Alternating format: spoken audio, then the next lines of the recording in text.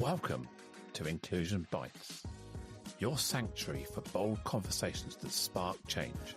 I'm Joanne Lockwood, your guide on this journey of exploration into the heart of inclusion, belonging, and societal transformation. Ever wondered what it truly takes to create a world where everyone not only belongs, but thrives? You're not alone. Join me as we uncover the unseen, challenge the status quo, and share stories that resonate deep within. Ready to dive in?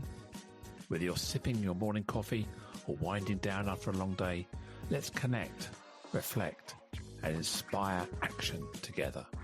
Don't forget, you can be part of the conversation too. Reach out to joe.lockwood@seechangehappen.co.uk to share your insights or to join me on the show. So adjust your earbuds and settle in. It's time to ignite the spark of inclusion with Inclusion Bites. And today is episode 122 with the title From Silence to Advocacy. And I have the absolute honour and privilege to welcome Emma Riley. Emma is the Programme Governance and Operation Manager for the Global Privacy Office of RX. And when I ask Emma to describe her superpower, she says she is articulate enough to speak in high-stress situations. Well, let's hope today isn't that stressful.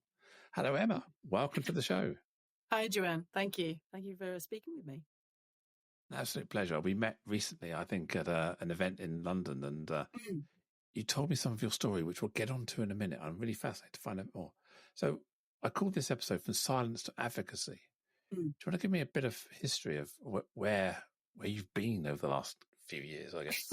A few years, more like a few decades. Short version, yeah. So I'm gay, but I didn't really know that until sort of end of my teens, really, beginning of my 20s. But I had a history of being bullied a lot at school, so quite silent in that sense, in that I didn't get a lot of chance to sort of speak at that point. I then joined the military, the Royal Navy. And again, silence was very much part of my identity there, because at the time that I joined, it was illegal to be gay in the military. So we can talk about what happened to me then, but basically what's happened since then is that I've tried to use my voice where I can to do a little bit of good, to try and change what happened to me into something that actually does something better for the world than actually what happened to me. I hate bullying in all forms, and so I try and challenge that when I can now. I'm also ex-forces. I joined the RAF from school in 1981. At the time when Charles Diana got married. It was that July. Yes. I joined in the October. So, and I remember it was drummed into you right from the very beginning around drugs are bad, being gay is bad. There's lots of things are bad. Yeah. But we want you to go and kill people, by the way, as well. So, yes. Yeah. These are the bad things you could do, but actually this is something you should be thinking about.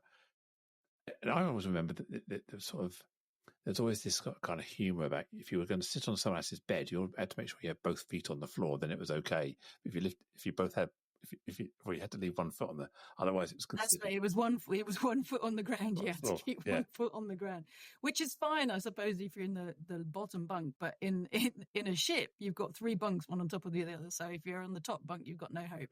But it was definitely drilled into you in those days that there was zero tolerance. And oh, absolutely. When I joined, literally the first thing you do when you walk through the gates of Raleigh is you go in, you get sat down in this big sort of group room, and you get handed your contract to sign. And in the contract, it says that homosexuality is illegal. So when I'm there, 18 years old, I only turned 18 about 3 weeks previous to joining.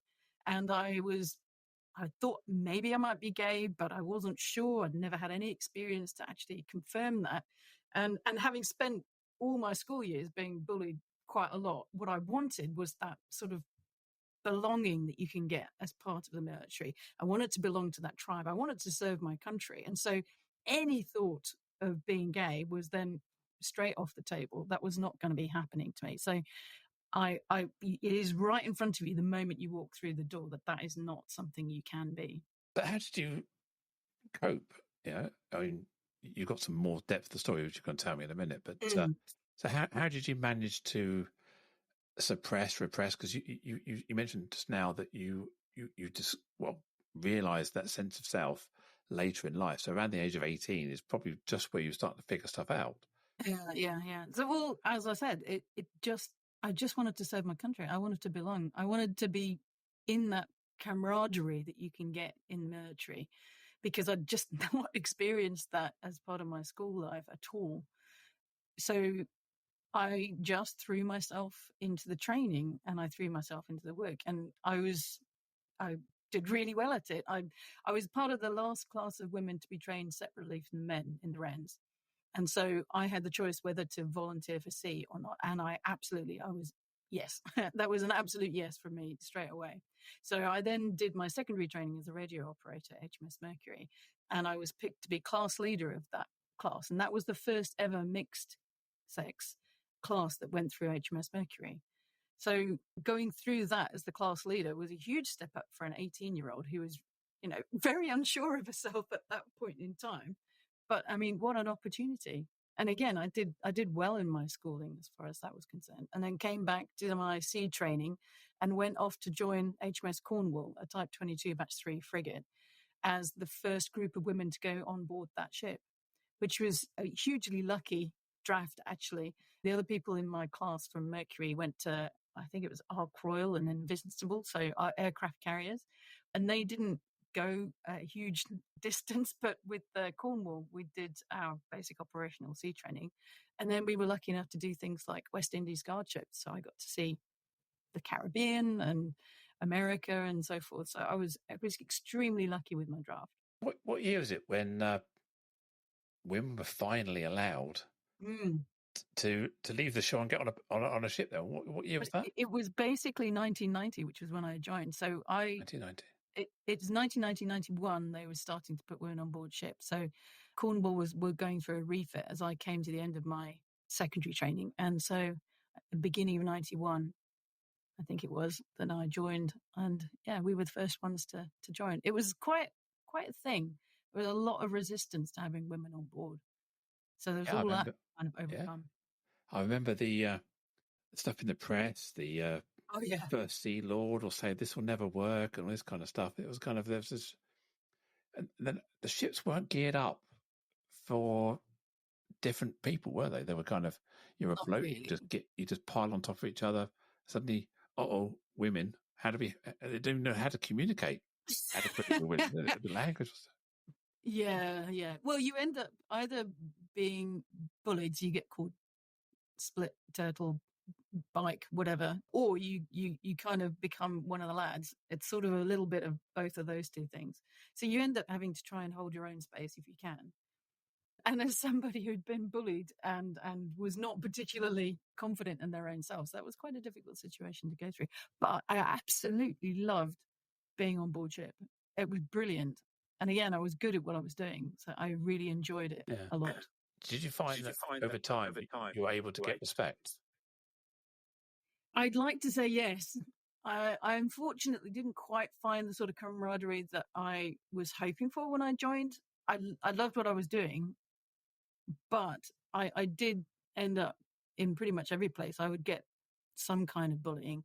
Like, for example, on board the ship, in West Indies guard ship, they put together like a local radio station. So, somebody playing records or whatever and doing a bit of DJing in between. And they did a pretend, what's it called, request for me. And they said, and here's one for Emma Riley. And it was Tammy Wynette's Stand By Your Man. And of course, the first line is, sometimes it's hard to be a woman. And you just think, oh, for goodness sake. And then later on, when I was at, I think it was HMS Cochrane, so I was doing guard at a communications centre and just outside HMS Cochrane. And in the women's block, there's a kind of in-out board. So everybody's, you've got a little peg and you put it in, out, whatever. And you have your name next to it. And every day I would come back to find the W from my WRO, as we were called then. So REN radio operator. The W would be wiped out every day.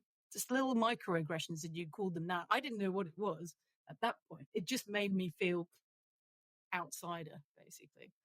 So there were some good people, But there was also that kind of stuff going on as well. Now, all radio operators are just radio operators. There's no distinction now, is there? And yeah, exactly. I mean, in fact, the W officially got dropped not long after I left, I think. I'm not quite sure of the date. Yeah. Well, yeah, I remember the similar sort of thing when I was in the Air Force around the WAFs, and it was almost like we have to allow women in, but they don't do anything serious. They were great in the war, code breaking, doing all the things that women were celebrated for. But actually firing a gun, not sure about that. Oh, no. Rifle. Yeah. Well, this is why they were calling us turtles, because if you're a turtle, because if you're on your back, you're fucked. Excuse me. That's the sort of level that they were at that point in time. I'm sure it's a lot better now, but I'm sure also that there are plenty that are just as like that nowadays. Never heard that slang before. That's awful, isn't it? Yeah, it's not nice. So you obviously had your naval career and you were enjoying it. You were good at what you did. You were presumably getting promoted, seen as excellent in what you were doing. I was doing quite well, but fast forward. So that was 1990 I joined. So fast forward to 1993. I was more sure of my sexuality. Basically, I sort of needed to confirm in my own head what I thought I might be. And so one evening I went out in London on my own with nobody else. Nobody knew what I was going to do. And I basically went to a gay bar and got picked up. Sort of, I kissed a girl and I liked it. So it was like, okay, all right. So let's file that away. I'm still not intending to do anything about it. I'm still, completely no relationships, nothing like that. I'm still absolutely focused on wanting to serve and stay in the Royal Navy. But later on in 93, my father got really, really ill. So then my father's having quadruple bypass operation. He's having blackouts. I'm trying to support my mum going down to see him going in and out of hospital as that's all happening. And I'd found it harder and harder to deal with the sort of small bullying, but also to just hide who I was in my own self. It becomes incredibly stressful. The amount of mental energy that it takes to kind of hive off part of your personality, part of the core of yourself is huge. So by the time I got to the sort of, it must have been September 1993, I was in not a great mental state. So I was working in the communication centre in HMS Faslane up in Scotland, the submarine base. And one day, myself and the person I was sharing a room with in the block, we just went out for a drink in Helensburgh. And we'd had a few drinks. I thought she was my friend. And so I said, I think I might be gay, somewhere in the conversation. And she was pretty supportive at that point. So I had this really kind of euphoric moment where I thought, okay, I've said it out loud and it's going to be okay. I don't have to do anything about it. I've said I'm not going to do anything. I still want to serve. I understand the rules, kind of thing. And so I kind of came out of that evening a little bit on a high, if that makes sense. And then it was, next morning, get up, get dressed, get downstairs, you're under arrest. And what she'd done, of course, is phone up the military police and dobbed me in for being gay to them. So I had the SRB at my door the next morning. They're pretty scary, aren't they? Yeah, especially when you're asleep and they wake you up like that. Yeah, I was terrified. I mean, because you know the rules. So you know if they're going to be able to prove that you are gay, or that even that they prove enough to themselves that they think you are gay, that's it. It's all over. And this is all I've ever wanted to do since the age of about 13, 14. That's what I decided I was going to do with my life. So, yeah, I got up, I got downstairs and I got dressed. And then I was interviewed for, I don't know how many hours, 3-4 hours or something. The old tape recorder interviewed 2 SIB officers and a chief wren who was supposedly my support during this interview. And I mean, I can't remember the questions they asked, but it was just continuous pressure to admit that you were gay. And at one point, I just got so upset that they stopped the tape and said, okay, let's have a 15-minute break and you can calm down. And I must have said something to that chief wren in the break that was incriminating in some way, because I remember the moment the SIB came back in the room and they turned on the tape and the chief wren was like, right, during the break, Emma Riley said this, that, and the other. And you just think, That's it. She's not my support. I am completely alone in this. It's just a joke that they have somebody there to supposedly support you. Then nobody's interested in that. They just want to get that conviction. So after that, they take you up to your room to go and search through all your belongings. And looking for what? What they're looking for? Well, this is the thing, Paraphernalia right? of being gay. Oh, well, you say that in a joking way, but literally, we're standing outside the door, these two SRB officers and this narky chief wren, and one of the officers says, "So, do you have any electrical equipment?" I'm thinking, what? So to my credit, I said something along the lines of, "Well, if you mean dildos or vibrators, no, but please do search the rest of the block. I'm sure you'll find some." I think, how on earth is that in any way proof of lesbianism that you might have some electrical equipment, especially in a women's block? I mean, really. But yeah, they went through everything, and actually, evidence-wise, about the only things they got were I had a few letters to a pen pal who was outside the Royal Navy, where I had spoken about the fact that I thought I might be gay. So, okay, there's a piece of real evidence, right? The other two pieces of evidence that I remember are the Suede album cover. And I don't know if you remember the first Suede album cover, but it was basically two people kissing, a sort of a sepia photo of two people kissing. And there was this big debate on at the time about, is it a man and a woman, two women, two men? Who is this? And so they took that as evidence. Now, as it happens, it is actually two women, one of whom is in a wheelchair. But nobody really knew that at that point in time. So a Suede album cover was evidence. The best one was that they confiscated my Julian Clary mincing tour video, because again, anybody who watches Julian Clary obviously must be gay, right? I laugh about this now. At the time, it was so humiliating and so terrifying. And actually, what they were looking for is not only proof that I was gay, but they were looking for names. Yeah, they wanted other people, didn't they? They wanted other people. Witch hunt. It was such a witch hunt era. And having spoken to other veterans now in the last couple of years who've gone through similar experiences, I mean, I can tell you stories like there was one poor gentleman I spoke to who he'd been thrown out because of his sexuality, and they'd found another military person's name in his belongings, gone after this chap, and this poor chap that they'd gone after committed suicide. So this man has been thrown out. He's lost his livelihood, his life, his identity, etc., and now has to not only deal with the shame of that, but also carry the guilt of that other man's death on his conscience for the rest of his life. It's the mental cruelty is astounding. So Did you find out what the motivation was for your friend to? Was there a motivation? Was there a kind of a? I never spoke to her again. They moved me out of the room with her, of course, but still in the same block. And of course, I'm still in the same base. I'm still eating in the same mess, though I'm not working in the same place, as I'd say. Everybody knows what's going on. And pretty much everybody keeps their distance from you. There were a couple of people who were really kind to me that I remember. But most people don't want to be tarred with the same brush. They want to, keep that distance. But no, I never spoke to that person to find out why they did what they did. In fact, as I've done a few bits of speaking, particularly in schools, actually, they ask, so what would you do if you ever met that person again?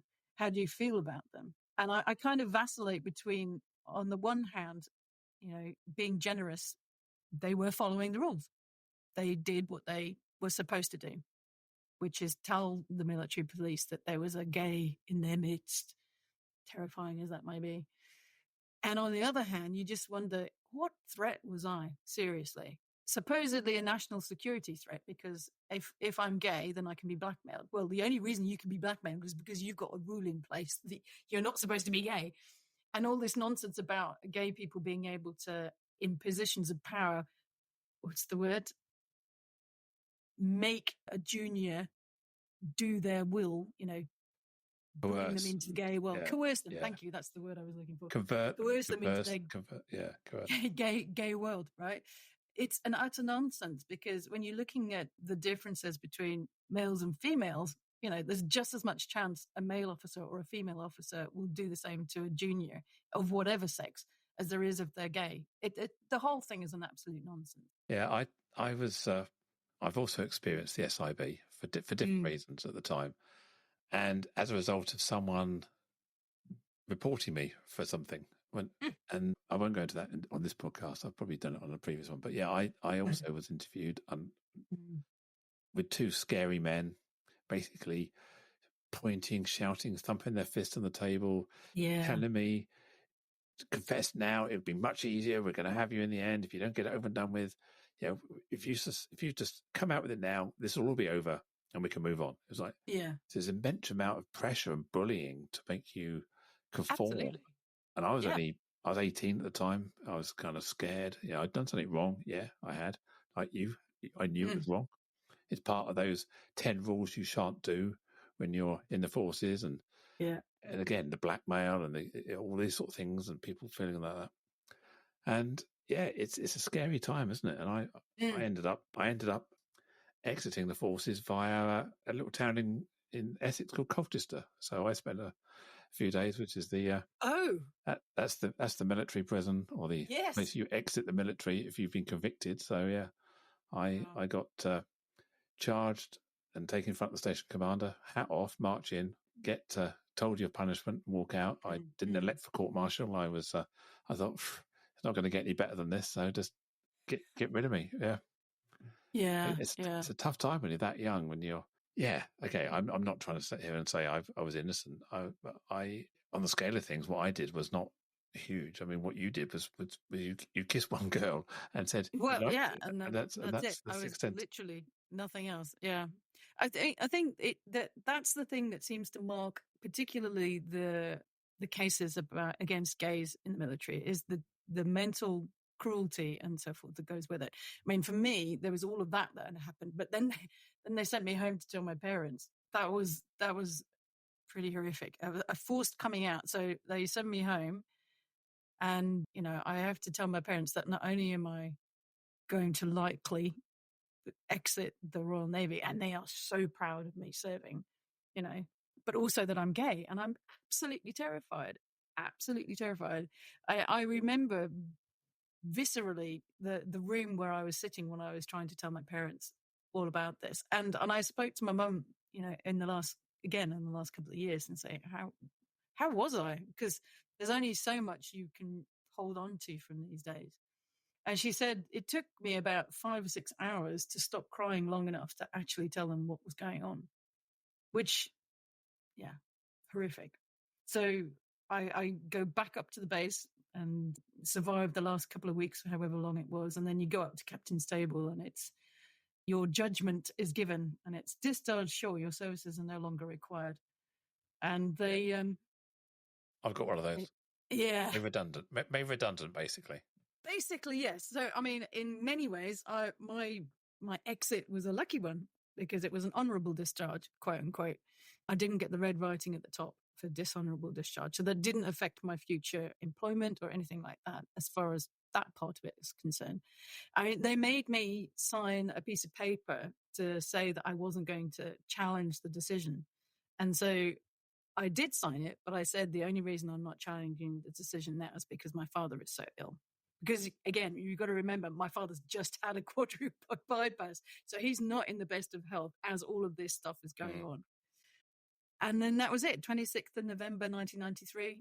Hand your kit back, which I basically unceremoniously dumped it all on the quartermaster's floor as I left.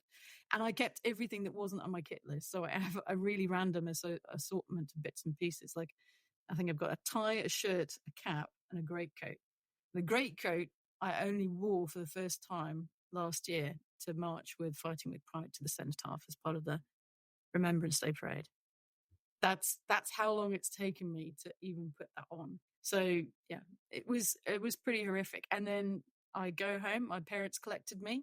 My parents hated what was going on to me, and they absolutely hated how they were treated at the gates because they were totally given the silent treatment. Like persona non grata. They didn't want anything to do with my parents. And there was just me coming out of this gate on my own. It was pretty horrific. And then, I have to go home and redraw my entire map of the world, basically. Find out, who am I? Now I'm not in the military. Am I really gay? Am I not? Find some kind of identity, because of course in the military, your identity is all wrapped up in what you do. That is who you are. You are the job. And actually work out what in the heck I was going to do for work, because I had no clue. So I spent maybe 5-6 weeks at home licking my wounds and trying to start living again, I guess. Just, I don't know. And then you kind of have to put one foot in front of the other. So I ended up looking at my skills from the military and going, okay, so what can I do? Well, I can shoot an SA-80, but that's not that useful in civilian life. But as a radio operator, they teach you how to type. So, and I typed at like 65 words per minute or something like that, with very few mistakes. So I thought, okay, well, I'll just go to a temp agency and say I can type. And I ended up doing like filing clerk and, all that kind of low level stuff, bit of temp work here, there, everywhere, and did that for a while. And then ended up doing a filing job for one company that turned into a permanent job for a bit. And that was quite useful, because it gives me my first taste of the corporate world. And I found out that I was quite good with like fax machines, if you remember those, and printers, stuff like that. So it was a bit like technical, because we'd done stuff like that in the military, and you just learn to give it a go and try and work out what was going on. So when I decided I wasn't going to do that anymore, I thought I'd find another position. And I ended up finding a position as a help desk call taker. So I wasn't fixing anything, but I was taking the calls to log them. But as part of that, I started learning and starting fixing things, and ended up from there joining what was then Butterworth Tolley, part of LexisNexis Group now, as an IT analyst, like a base level IT desktop support person, and ended up, opportunity as I either got bored or as opportunities came, I would go, oh, look, there's an opportunity of that. Okay, let's give that a go. And then, I ended up running the desktop support for LexisNexis in the UK, which was, it was a great job, quite stressful at times, as desktop support normally is. And then various things happened, and I ended up working in project engagement for the IT thing. And then that sort of changed into project governance for a while. And then I ended up doing project governance at another group company. And I've now ended up, through being a program manager for the privacy office, and I'm now doing program governance and operations. So I'm managing a team in Manila who do stuff for our privacy office for our company. I run projects. So we're literally in the middle of kicking off 7 Asia Pacific projects at the moment for privacy programs. And I absolutely could not have told you in a million years that is what I would have ended up doing. I'm basically a jack of all trades and master of none. And at 50, almost 52, I've started to work out actually what I'm quite good at. But I also think, just imagine if I'd exited the military on my own terms, I probably would have been in this position 5, 10, maybe even 15 years ago. So the effect on my career has been quite devastating. And that doesn't even touch what the effect has been on my mental health, or how I've interacted with people, or my relationships, or trust, and so on and so forth. So there's a huge other piece to it that gets impacted. Do you think what you went through at that young formative age helped you build some resilience? I mean, I look back at my life and I think, actually, when you have all that worry, all that stress, all of that stuff going on in your head, the fact that you're now thrown out into the street, no career, all the shame, all the pressure around you, you can sit there and cry and huddle up in a ball, or you can say, okay, dust yourself down, as you said. I think it's going to do. Yeah. I was filing, and I did this, and I got a job through what I was doing as a temp and doing all this. And suddenly I built a new career. And I look back at some of the people who stayed in the apprenticeship course that I was on, and they said, to be honest, after we left training, it was never as good as we thought it was going to be. It was a bit of fun. We had a laugh, but actually the best years were the 3 years at the beginning, which I did. So I look back and think, okay, I got into Civvy Street and built a life, rather than maybe exiting in my late 30s, early 40s, maybe. Yeah, yeah. And having to start again, having been, if you like, indoctrinated into the military lifestyle and way of thinking. So, I look back and think, yeah, I'm not going to, I'm not going to put it on my CV as a learning opportunity, but with hindsight, it did actually give me something. It matured me up really. And I look back now and think, you could never get this bad again. Yeah. If I can handle that, I can handle anything. Yeah, and it's one of my favorite phrases is "worst things happen at sea," which I can completely attest to. If you've had a fire at sea or any of the other things that have happened to me, you can, it's nothing worse than that. And I do agree, having gone through that, it definitely built resilience. In fact, I was talking for my company they did a Pride not podcast. Well, I suppose you call it a podcast, basically, just a broadcast, for the company, where they interviewed me for what I'd done and what I'd gone through. And unbeknownst to me, our CEO was listening. And at the end, they bring him on to say a few words. And what was interesting to me and quite amazing to me is that he said, people like me make great executives because they've gone through so much, they've overcome so much, they don't get phased by the small stuff. So your ability to hold and manage stress and stressful situations or complex situations is a lot higher than somebody who's not gone through that kind of experience. Now, like you, I would certainly never advocate going through that kind of experience as a learning tool because, frankly, I really wish I hadn't, and it's damaged me in many different ways. But from that perspective, yes, there is an advantage, if you like, in that I've been able to do that. I would add, though, that there has to be a kernel of resilience in you to begin with to be able to build on. Because, again, hearing some of the stories from veterans, you can see who's had that and who hasn't had that. A lot of the time, I think it depends on what support you have when you come out. I was lucky that my parents were completely supportive of me, so I had a home to go to. And I know many had not only just had their careers destroyed and their identity ripped away, but they also then had their families' doors slammed in their faces. So there's many layers to that. You didn't take this line down, though, did you? I want to hear what happens next. So what happened next?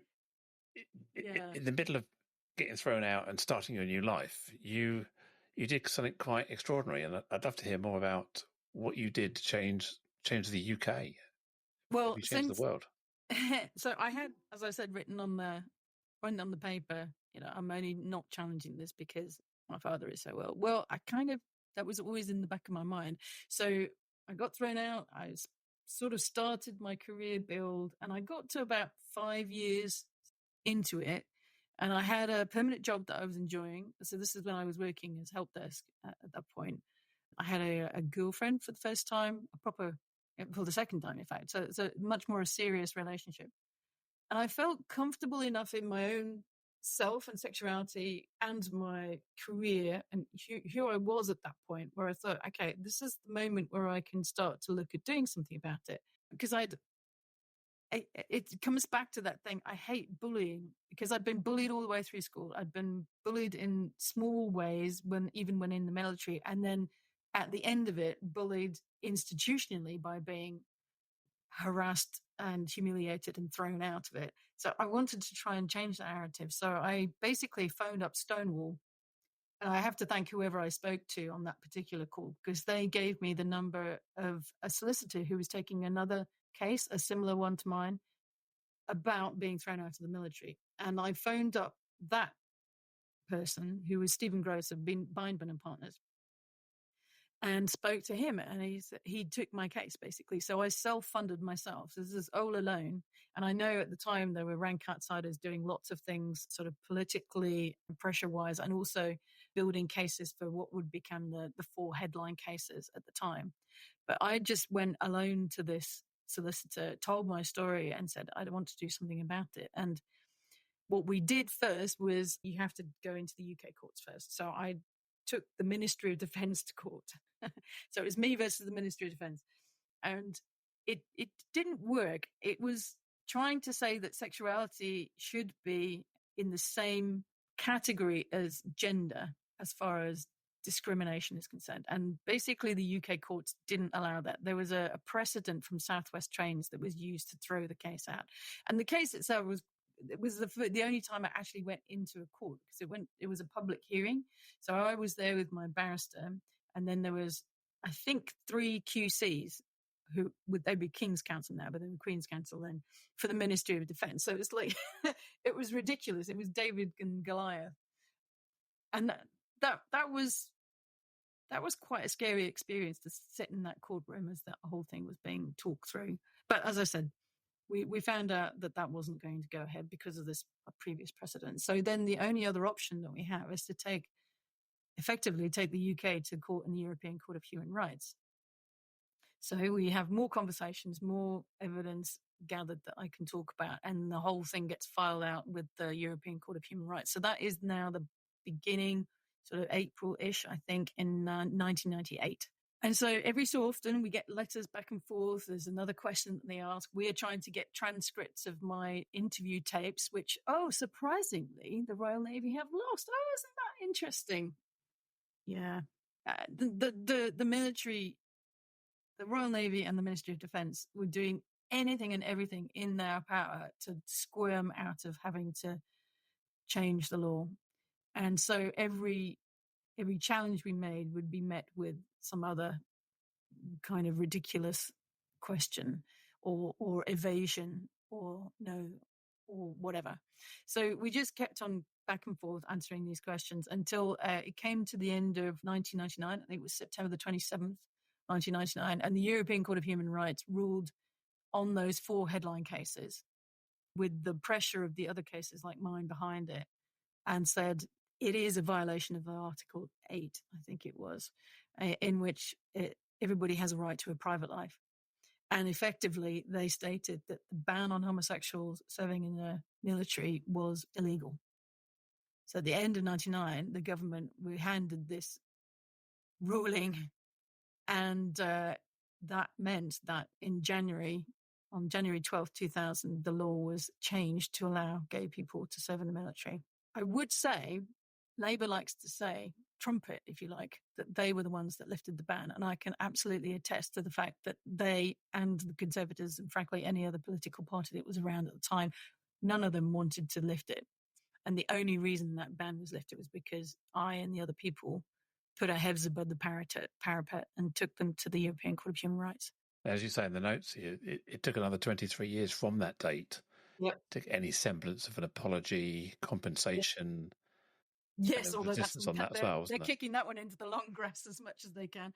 Yeah, 23 years. And the only reason they even started to do any of this stuff is because people got together again, LGBT veterans got together again, and started pressurizing them to actually look into the damage that they'd created. Because what they did was change the law and go, hooray, everybody can serve now. And then again, promptly forgot us, having forgotten us the moment they closed the door on our backs. And basically, I mean, from my own personal experience, I spent, decades not talking about it. I didn't talk about it to anybody. And I didn't interact with other human beings in the same way that you would normally do. I give an example of which is I joined a choir in 2002. So it's a women's choir. And at that time, I'm now an openly gay woman. That's all fine. But what I was so terrified of was ever being called a predatory lesbian, or I was so worried about me looking at somebody the wrong way, quote unquote, that they would think that I was fancying them. Or if I would be terrified that if somebody was upset and I maybe put my hand on their shoulder to try and say it's okay, I'd be worried. I wouldn't do that because I'd be terrified that they'd think that I was trying to come onto them or something. You as a choir, you have to change in a changing room before you go on stage, and you put makeup on, blah, blah, blah. And I would always try and find like the corner and like look as much as possible at the wall or the corner or away from everybody, because I was so worried that somebody would take it the wrong way. So it's just really debilitating in that kind of sense. And then you don't feel worthy of the work you're doing. You don't feel worthy of being in the relationship. So you don't necessarily treat yourself to the relationships that you really deserve. And it's only since my early 40s, so 10 years ago, that I've started to really work through those trust issues. I had counseling really for the first time a couple of years back because my wife has 2 children, and I went in at teenager, which is quite a difficult time for them, as well as being difficult just generally for anybody. And so there were times in that journey of being with them and learning how to be a step parent and all of those things that, teenagers challenge things, and for various circumstances there was some very challenging behavior going on a few years back that was in direct kind of opposition to my core values of truth and not lying and not bullying, and so all of that got wrapped up in a very difficult situation. And I found I had to talk to somebody about it, and I'd never done that before.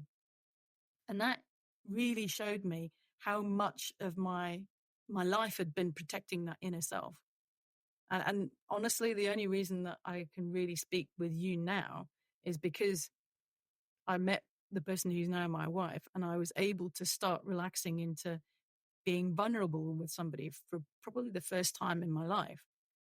I completely credit her with bringing me alive, basically in front of everything, and being allowed to start speaking of it was a long journey. I only started speaking of it really properly as an actual story, maybe 2016 or something like that. I got contacted by a professor who was writing a book called Going to Strasbourg, who was looking at cases taken to the European Court of Human Rights by women and men about gender or sexuality. And he'd found my name as part of somebody else's materials and desperately wanted me to be part of the book because there were so few women who took the cases forward. It was mostly men.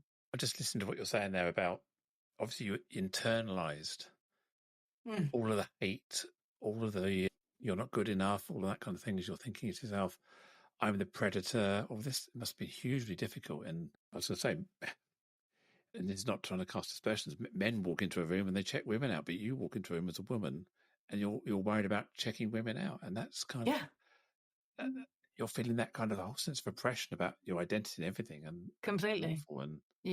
It's kind of the reason, as I said, I sort of started talking. That first conversation I had with Paul Johnson for the book was deeply distressing to talk it through, because I'd never told it as a story from start to finish with all of the detail that I've now gone into with you.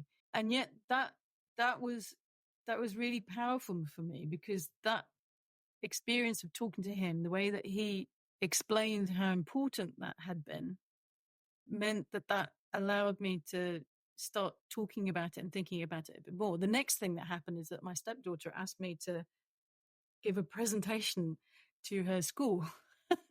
So I got asked by the school, a secondary school, to go in and do an assembly, and it was the whole school.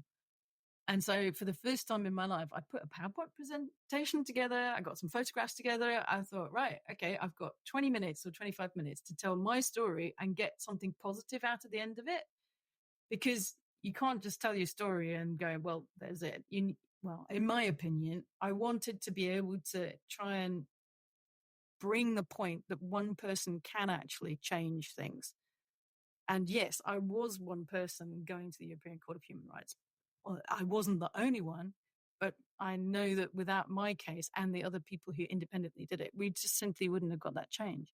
So you do have to have that inner knowledge that one person can change the world. So I did this talk, which was terrifying.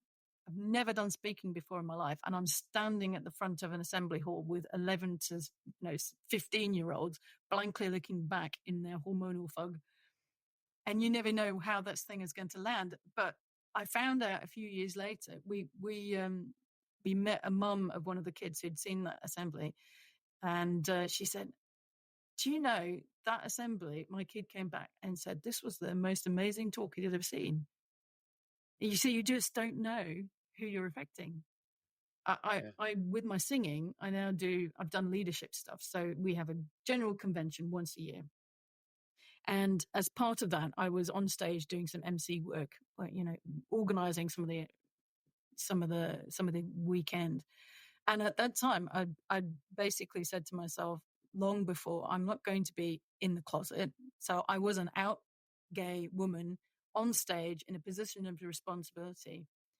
And about 10 years later, we met a woman who's an opera singer, and her first ever route, if you like, into singing was to sing barbershop, which is the style that we sing. And so she'd come on to one of the competitions and about 13 or 14 years old, questioning her sexuality. So she wasn't sure if that was who she was. She thought she was, but she was scared of that whole thing inside her.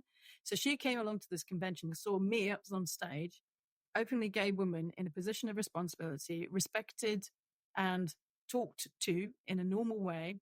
And that was the moment that crystallized for her, actually, it's going to be okay. I can be gay and it will be okay because I can be respected. And I literally would never have known that if we hadn't met her 10 years later through my wife's work. But it is really key to be able to be your authentic, open self in any sphere that you possibly can, because you never know who you're going to affect just by being yourself. You feel there's pressure on you to be out and open, an openly gay woman. You said that, use that phrase a couple of times. You feel there's pressure to be the visible role model or to show that inspiration. I definitely don't call it pressure, but I do say that visibility is critical. You can't be what you can't see. And actually, one of the things that my company is really good at is having people visible of different kinds. My CFO is a gay woman. I'm out there as well, being openly gay. And there are various other people who are doing the same kind of work. And even in my, singing organization, I gave you that example, and I'm on the Diversity, Equity and Inclusion Council for it to help ensure that we move in the right direction as far as gender equality is concerned. And it just is so important to be able to see a version of yourself up there to say, actually, it is safe to be who you are. You can be anything. You can be on stage and sing and be gay. You can be CFO and be gay.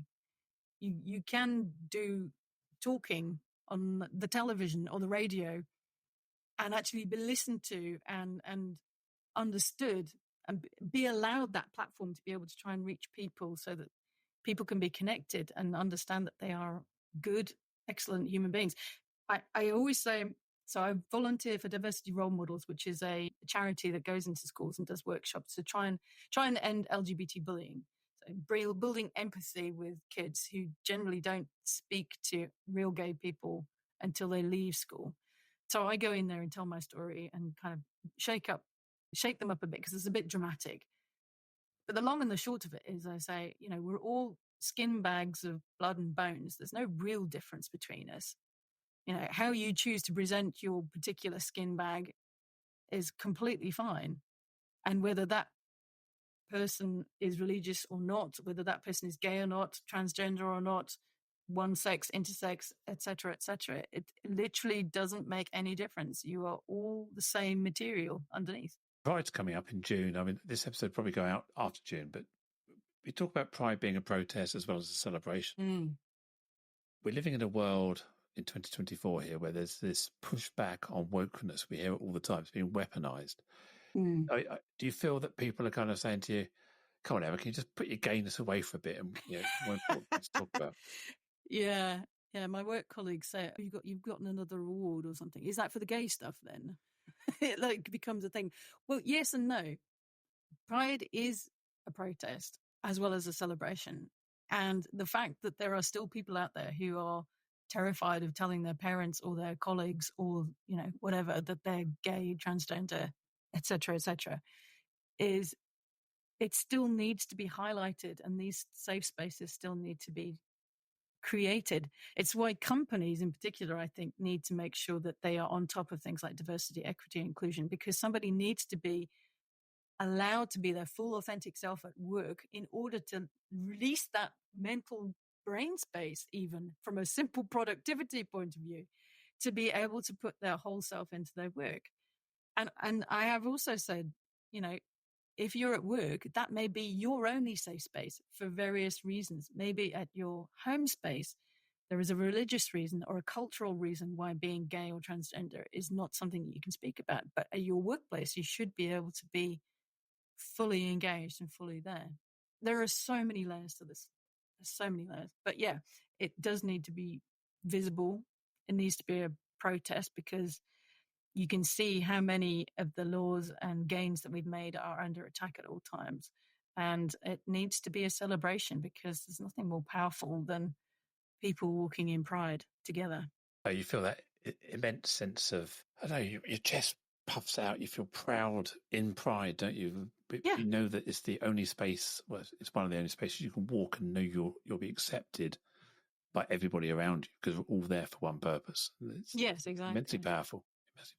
And my wife often tells the story that we went to Pride on the Isle of Wight when it was World Pride, which was probably 5-6 years ago. Mm-hmm. And it was the first time that she felt comfortable being with me and talk about things in that kind of way that made her believe that it was normal. We were just a normal couple with a different flavour, maybe. And it was the first time she felt that. And I think you're right. Pride is there as a safe space to allow people to believe as well. And I think that's incredibly powerful. Yeah, absolutely. You've got a vision. What next? Your mission isn't complete on the services ban. We want compensation. We want all these other things, but it's yeah. And as much as anything else, the more I can speak publicly about this, the more I can try and reach other veterans who maybe haven't heard about the reparations, who haven't had that opportunity to connect with other veterans, because to be able to tell your story to somebody who really understands is a very powerful thing. That happened to me a couple of weeks back. I met a person whose wife had been thrown out of the RAF in 1984, and she'd said it to a couple of friends and they are legitimately horrified. But we met, and she told her story to me, and that's the first time she's spoken of it with a veteran who knows exactly what she went through, knows the terror and the shame, understands the mental cruelty that you go through. I mean, she'd been kept hanging around for 6 months, given different dates. And the worst part of it was they used her as bait to get a corporal. How mentally destructive is that? And there are so many stories of that kind of thing. But connecting veterans with veterans who have that common military service, but also crucially, that common experience of having gone through these discharges is very crucial. And frankly, also getting people to apply for the compensation, particularly the financial compensation, because we need to pressure the government to actually come through with that money. People have been destroyed, lives destroyed, careers never happened because people didn't have the mental capacity to go through. So they've had housing difficulties, relationship difficulties, health difficulties. People have died for this. And the government we've had people who've served in conflicts and wars who've lost their medals and recognition, and not just finance, but stripping them of everything they've ever achieved. And it's the humiliation. Really humiliation. And it's devastated lives, as you say. And I think we need more than the apology. We need restitution and reformation about what's happened. Absolutely. And they are making, finally, due to pressure, strides towards that. I think and I'm not going to knock what they're doing, but it's kind of a cop-out. When something happens 20 or 30 years earlier, it's easy to be sorry. It doesn't cost anything to be sorry today. You can say whatever you like, because it's not you. You're apologising on the sins of the past or your predecessors. And it's easy to throw people under a bus 20 years later. Absolutely. I was one of only 2 veterans looking directly down at Rishi Sunak when he apologised on behalf of the state to LGBT veterans. And it was a very pretty piece of speech, as was Keir Starmer's afterwards. But actually the one that hit home was the then Defence Secretary, Ben Wallace, had a space in the political programme of that day a little bit later to talk about it. And he gave a proper, nuanced, personal, with humility apology that referenced the fact that he was an officer at the time and he was part of the problem. And having met gay people like MP Crispin Blunt later, he finally understood the real impact of what he'd been party to at the time. And so his contrition had far more emotion behind it than ever did the two heads of parties. Yeah. Emma, wow. Thank you. I really value your candor and openness and telling your story here today. So, yeah, absolutely powerful. How can people get hold of you? You can find me on LinkedIn. I have a website, emmariley.uk. Please do contact me through either of those things. And I do have a full-time job, but I do work as much as I can to try and help around that, to get the message out there and try and help people understand this history a little bit more. Thank you.